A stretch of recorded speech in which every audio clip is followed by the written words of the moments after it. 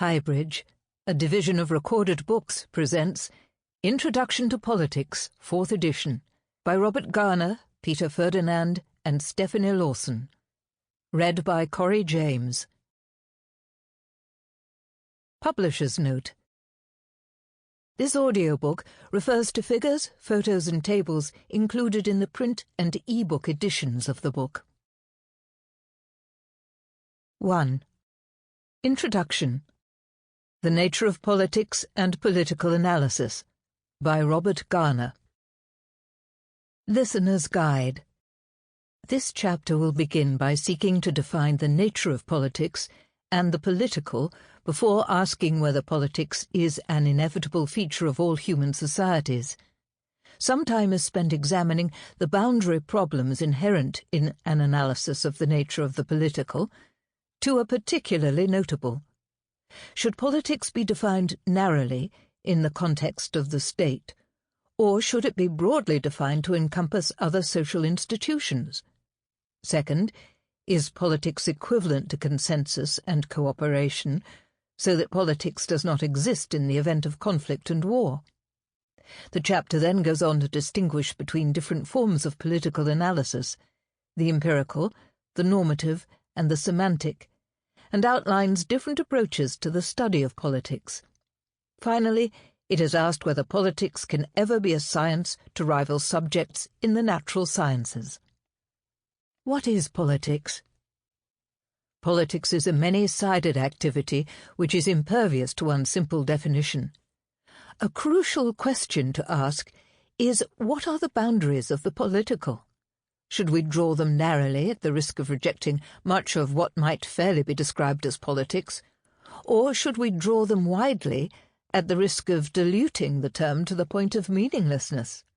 Definitional rigour is not helped by the fact that politics is often popularly regarded in a pejorative sense, associated with corruption, intrigue, and conflict. The close association of politics with power, or more especially the abuse of power, compounds the negative associations, as does the perception that many politicians in the contemporary period are only in it for themselves. U.S. President Trump's promise made during his 2016 election campaign to drain the swamp of Washington, D.C., initially referred to conflicts of interest created by the political lobbying industry. But the phrase also stands as a more general metaphor, at least for Trump supporters, for almost everything that appears to be wrong at the centre of American politics. One commentator has noted that the popular association of politics with the apparent pursuit of the material self-interest of politicians in the contemporary period is oddly antithetical to its very raison d'être, that is, the realization of the collective good. Most contemporary politicians would say that this is actually what motivated them to seek public office in the first place, and there is no doubt that many do genuinely believe that it lies at the heart of their calling. The view of politics as essential to the realization of a common or collective good has appeared in the work of political thinkers from ancient Greeks onwards. In the ancient and pre-modern periods, in addition to Aristotle, political philosophers such as Plato, 427 to 327 BC, Cicero, 106 to 43 BC, St. Augustine of Hippo, 354 to 430, and St. Thomas Aquinas, 1225 to 74, all articulated conceptions of the common good and highlighted the task of politics in achieving this. In the Arab-Muslim world, too, philosophers such as Ibn Rushd, 1126 to 98, saw the purpose of government and politics as creating the conditions for the pursuit of the good life, while much of classical Hindu political philosophy in South Asia and the Confucian tradition of thought in East Asia centered on similar themes. In the modern period, political philosophers such as Jean-Jacques Rousseau, 1712 to 78, and John Stuart Mill, 1806 to 73, regarded participation in political life as an honourable activity that ought to be encouraged. The essentially noble purpose of politics is therefore evident in a broad range of philosophical traditions. Here it is interesting to note that in the ancient Greek world, the term idiotes, idiot, referred specifically to a citizen who took no interest in the affairs of the polis. The pejorative critique of politics actually provides, though, a clue to what politics is about. For it might be argued that politics is associated with adversarial behaviour precisely because it reflects the conflictual nature of society, or to use a less value-laden term, the fact that all societies of any complexity contain a range of different interests and values. Indeed, one popular definition of politics is that it is the process by which groups representing divergent interests and values make collective decisions. There are two assumptions here.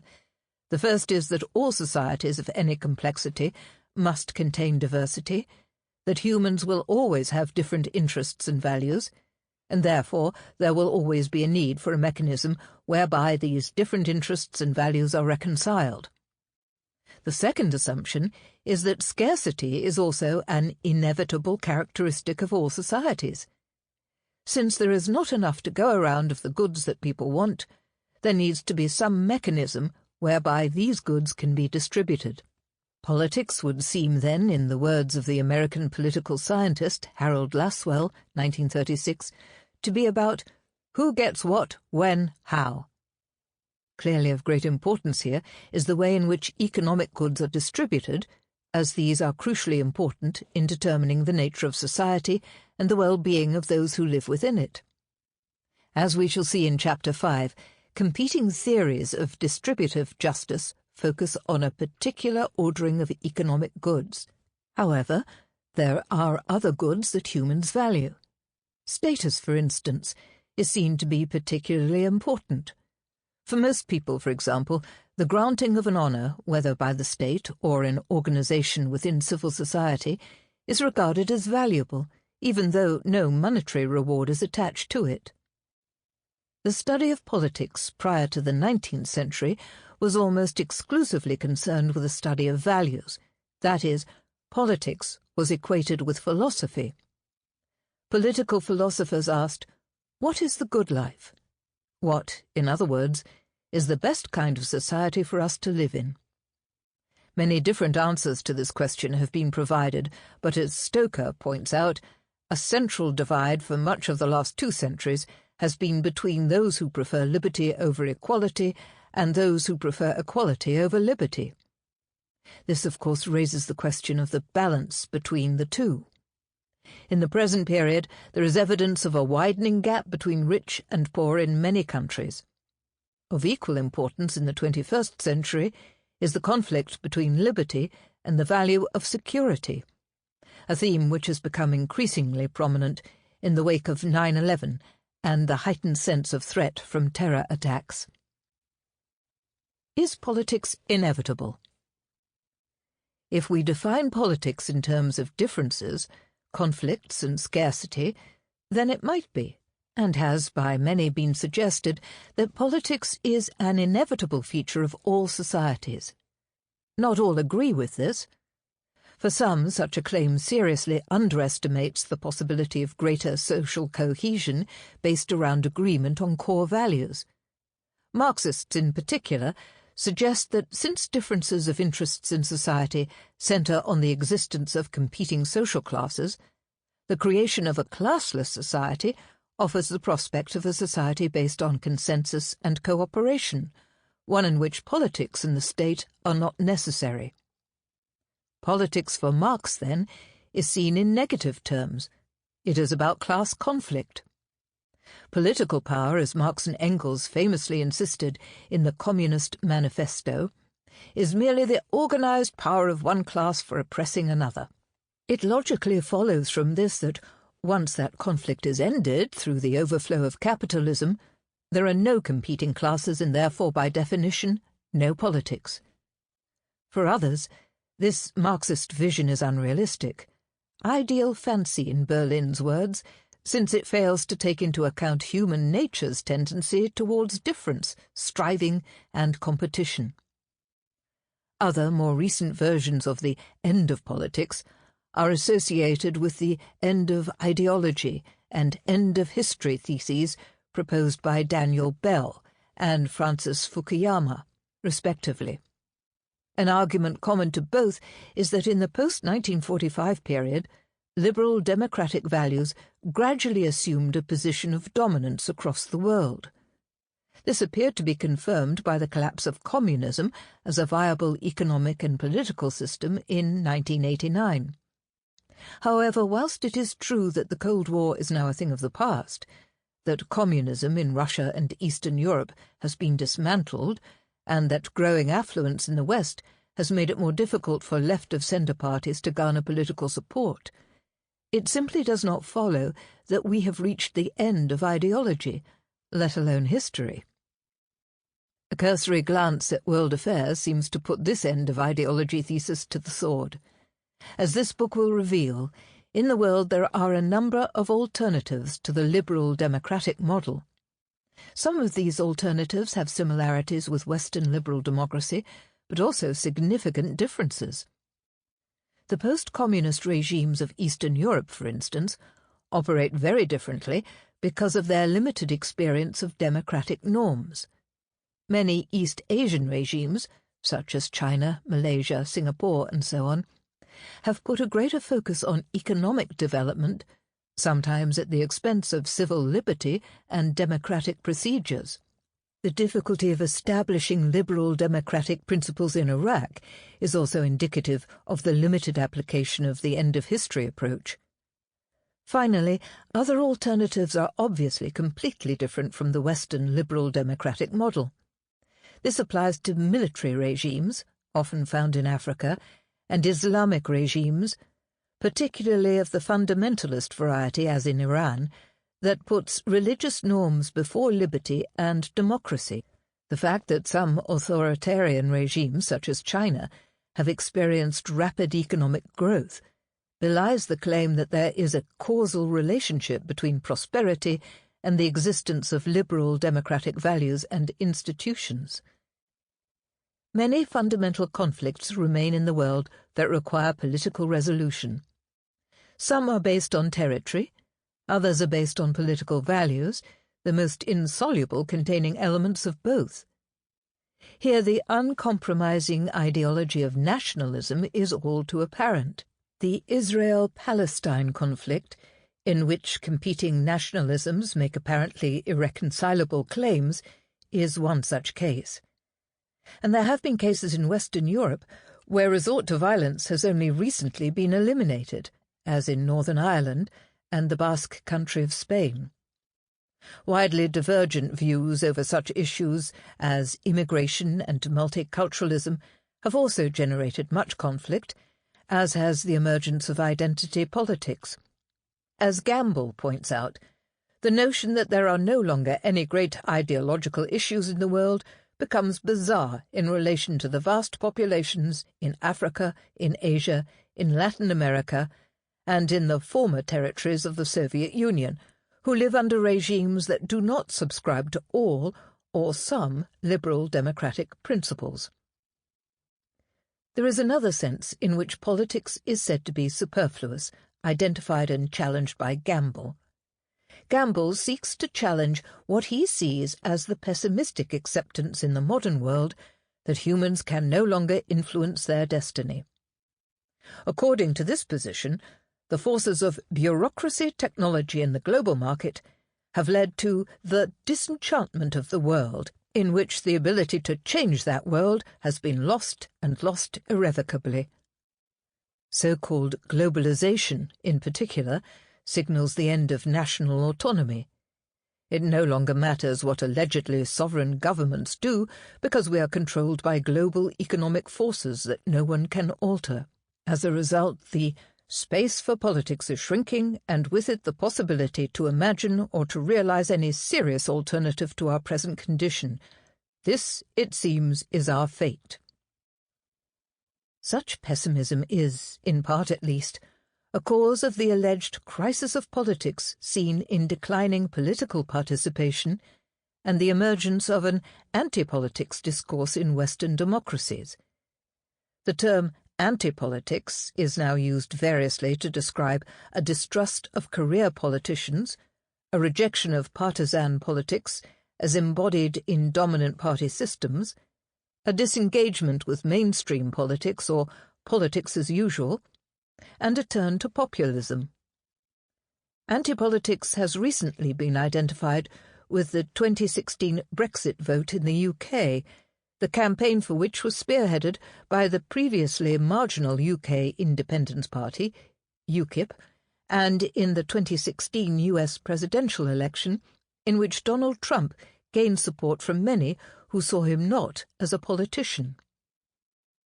Should we really be so pessimistic about contemporary politics and the prospect of positive change? It would be wrong to suggest that there are no constraints, some of them severe, acting upon human will. We may have to deal with the realities of the global market and dehumanizing technologies, but it would be equally wrong to conclude that human agency has no impact. Rather, there is a tension between impersonal forces and human will, a tension between politics and fate that must be recognized and tackled. Key points. Politics is usually predicated on the existence of competing interests and values in all societies of any complexity. For most commentators, politics is inevitable precisely because all societies contain differences that have to be tackled in some way. Different versions of endism proclaim the dominance of liberal democratic values, but this cannot be sustained in the face of ongoing ideological conflicts around the world. Contemporary politics in Western democracies appears to have generated much pessimism about the capacity of politics to actually deliver the good life, as reflected in the phenomenon of anti-politics. Political questions. Politics, then, is essentially a mechanism for deciding, in Laswell's words, who gets what, when, how. If we all had the same interests and values, and there was enough of everything to go around, there would be no need to make such decisions. We could have everything we wanted. Politics is predicated on the assumption that this is not the case. As a result, students of politics ask a number of questions about the decisions that are taken. In the first place, they will ask what values do and what should the decisions made serve. Do they serve, for instance, the values of justice or liberty, and if so, what do we mean by justice and liberty? Is a just decision one that is made in the interests of the few, the many, or all? Second, students of politics will ask who makes and who should make the decisions. Is it one person who makes the decisions, or a few, many, or all? Is there anything special, it will be asked further, about democratic forms of government? Are we more obliged to obey decisions taken in a democratic way than in other ways? These types of questions form the basis of Aristotle's famous sixfold classification of political systems. The third main question that students of politics will ask is why are those taking decisions able to enforce them? Here it is important to make a distinction between power and authority, concepts which are central to politics. We could say that rulers are able to enforce their decisions either because they have the power to do so or because they have the authority to do so. The former implies some form of coercion or sanction, that those with power are able to cause those without power to behave in a way they would not otherwise have done. Clearly, a regime that relies exclusively on the exercise of power, in the sense described before, is likely to be inefficient and unstable. Such a regime will only survive if it is able to impose coercion, continually, a time-consuming and difficult exercise. If a set of rulers has authority, on the other hand, force will not be necessary, since authority is defined in terms of legitimacy. Authority, then, is defined here as legitimate power in the sense that rulers can produce acceptance by the ruled, not because they can exercise coercion, but because the ruled recognize the right of the rulers to exercise power. Converting power into authority, then, should be the goal of any set of rulers. Key concept, Box 1.1, Aristotle's classificatory schema. Aristotle, 384 to 322 BC, argued that a symbol of good government was the degree to which the rulers ruled in the interests of all and not a sectional interest. As a result, he developed a six-fold classification containing 3 proper forms of government and 3 deviant forms of government. His preferred form of government was a monarchy. Democracy is regarded as a deviant form of government because it is regarded by Aristotle as the rule of the poor in their own interests, thereby equivalent to mob rule. However, he also thought, as was echoed by Winston Churchill's comment many centuries later, that democracy is the least bad form of government. Key points. Assuming differences of values and interests, politics becomes a study of which values and interests come to dominate, who is responsible for these decisions, and with what justification.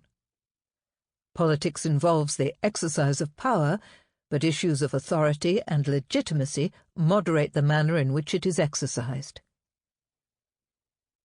The boundaries of the political. 1. State society and the international community. We have heard that politics is presaged on differences that human beings have, and how these differences in interests and values can be managed in a world where scarcity is inevitable. However, this only takes us so far in a definitional sense, because it does not touch upon boundary problems. Much of the definitional controversy surrounding politics relates to these boundary problems. Where does politics begin and end? For Leftwich, this is the single most important factor involved in influencing the way people implicitly or explicitly conceive of politics. For some, politics ought to be defined narrowly. According to this view, politics is associated with the activities of the state and the public realm, or with a particular type of decision-making based on building compromise and consensus. As a result, institutions other than the state and dispute resolving through violence or suppression, although important in their own right, are beyond the scope of politics. For others, as we shall see later, this narrow drawing of the boundary is to miss much of importance that might fairly be described as political. Politics has traditionally been associated with the activities of the state. This narrow definition certainly helps to distinguish politics, however artificially, from other social sciences such as sociology and economics. As a result, subfields of politics such as political sociology and political economy focus on the relationship between the state and society and the economy respectively. The state has traditionally been the centre of much political analysis because it has been regarded as the highest form of authority in a society. Put another way, in the words of the great German sociologist Max Weber, 1864 to 1920, the state has a monopoly of the legitimate use of physical force in enforcing its order within a given territorial area. Such authority is tantamount to sovereignty. The state is sovereign in the sense that it is the supreme law-making body within a particular territory. Ultimately, it has the power of life and death over individuals. It can decide to put people to death for crimes they have committed, and it can demand that individuals fight for their country in wars with other sovereign states. Defined in such a way, the state can be distinguished from the government in the sense that it is a much larger entity, containing not just political officers, but also bureaucratic institutions, the judiciary, military, and police and security services. The state can also be distinguished from civil society, which consists of those non-governmental institutions, such as pressure groups, business organizations, and trade unions, to which individuals belong. It is these institutions that provide linkages between the individual and the state. Without doubt, to include the activities of the state in a study of politics is necessary, albeit not necessarily sufficient. As we will hear in Part 2 of this book, the study of government, its legislative, executive and judicial functions, occupies a great deal of the political analyst's time. Moreover, chapters 2 and 3 reveal that the question of state power is central to the study of politics. Since the 16th century, political theory has been associated with, and has helped shape, the character of the nation-state, the varying types of which are described in Chapter 2. Political theory is intrinsically linked to a study of political obligation. Why should we, it is asked, obey the state? Is there any particular form of the state that we can obey rather than others? Can we obey any state? Similarly, concepts such as freedom and justice, examined in Chapter 5, were largely concerned with, in the former case, what limits ought to be placed on the state, and, in the latter, what distribution of goods ought the state to pursue. Most of the ideologies covered in Chapters 6 and 7 are equally concerned with principles by which the state ought to be organized. Although questions of political power tend to focus on the state, some seek to draw the boundaries of the political much wider. For these scholars, we can talk sensibly about politics existing in various types of group, from the family to the international community. One fundamental question for students of politics, for instance, is the degree to which politics now exists beyond the state at a higher supranational level. There have always been those who have argued that the state is an oppressive institution and therefore ought not to exist.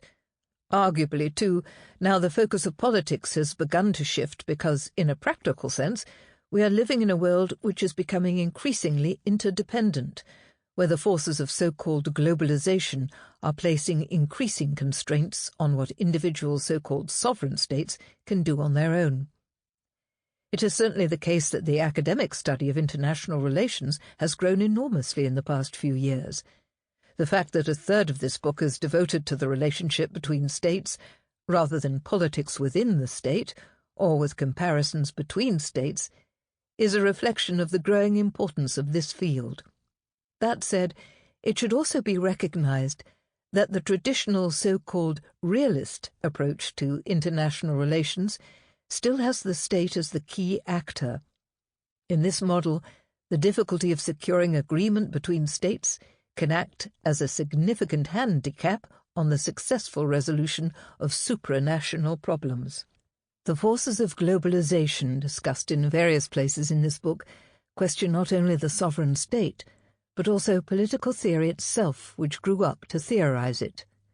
At the extremes, we could defend to the hilt the state-specific nature of much political thought by denying the claims made by advocates of globalization. Conversely, we could accept these claims and render the dominant state-specific school of political theory as redundant.